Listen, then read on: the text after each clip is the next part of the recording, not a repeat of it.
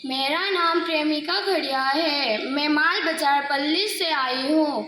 मेरा घर कुमले नया कमान में है। आज मैं आप लोगों को प्रार्थना के विषय में सुनाने जा रही हूँ। प्रार्थना प्रार्थना क्या है? प्रार्थना क्रूसपीर का पहला हथियार है। प्रार्थना ईश्वर के साथ बातचीत करना या वार्तालाप करना ही प्रार्थना है। प्रार्थना के द्वारा ही हम अपने मन और दिल को ईश्वर की ओर उठाते हैं। हम ईश्वर को हमारे जीवन के बारे में बताते हैं और मांगते हैं।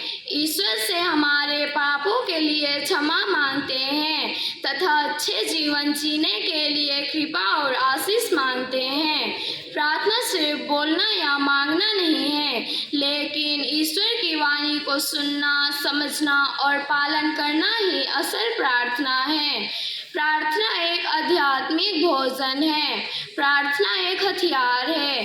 प्रार्थना के द्वारा ही दुष्ट आत्माओं से लड़ सकते हैं। प्रार्थना के द्वारा ही बीमार व्यक्ति चंगे हो जाते हैं। प्रार्थना 5 प्रकार के होते हैं। पहला, किसी के द्वारा बनाया गया प्रार्थना। दूसरा, व्यक्तिगत प्रार्थना। तीसरा, सामूहिक प्रार्थना। चौथा, तीर्थ यात्रा के समय प्रार्थना। पांचवा, गिरजाघर में प्रार्थना अर्थात यूखरिस्तीय प्रार्थना।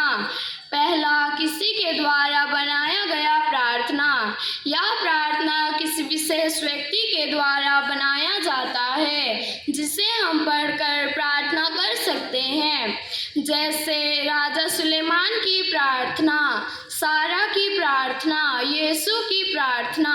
हे हमारे पिता की प्रार्थना को हम सभी रोज बोलते हैं। यह प्रार्थना संत मत्ती अध्याय 6:7-14 में पढ़ते हैं। दूसरा, व्यक्तिगत प्रार्थना। यह प्रार्थना सबसे महत्वपूर्ण और उत्तम प्रार्थना है जो हमारे मन और दिल से निकलती है। ईश्वर हमारे प्रार्थना और पुकार को सुनते हैं, जैसे यिर्मयाह नबी के ग्रंथ अध्याय 33:3 में पढ़ते हैं, यदि तुम मुझे पुकारोगे तो मैं तुम्हें उत्तर दूंगा और महान तथा रहस्यमय बातें बताऊंगा। तीसरा, सामूहिक प्रार्थना। यह प्रार्थना एक दूसरे का सहारा है। यह प्रार्थना हम मिलजुल कर किसी विशेष व्यक्ति के लिए प्रार्थना करते हैं। सामूहिक प्रार्थना बहुत प्रभावशाली और शक्तिशाली होती है, जैसे संत याकूब का पत्र अध्याय 5:13-16 में पढ़ते हैं, वह विश्वासपूर्ण प्रार्थना रोगी को बचाएगा और प्रभु उसे स्वस्थ प्रदान करेगा। चौथा, तीर्थ यात्रा के समय प्रार्थना।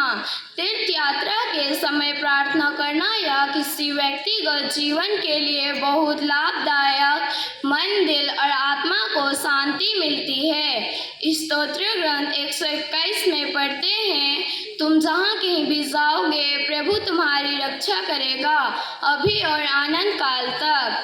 पांचवा, गिरजाघर में प्रार्थना करना। गिरजाघर ईश्वर का निवास स्थान है, क्योंकि पवित्र सक्रामेंट से मेरू मसीह उपस्थित रहते हैं। जैसे पवित्र मिस्सा बलिदान में प्रार्थना करना ही सच्चा और असल प्रार्थना है। धन्यवाद। सबों को जय यीशु।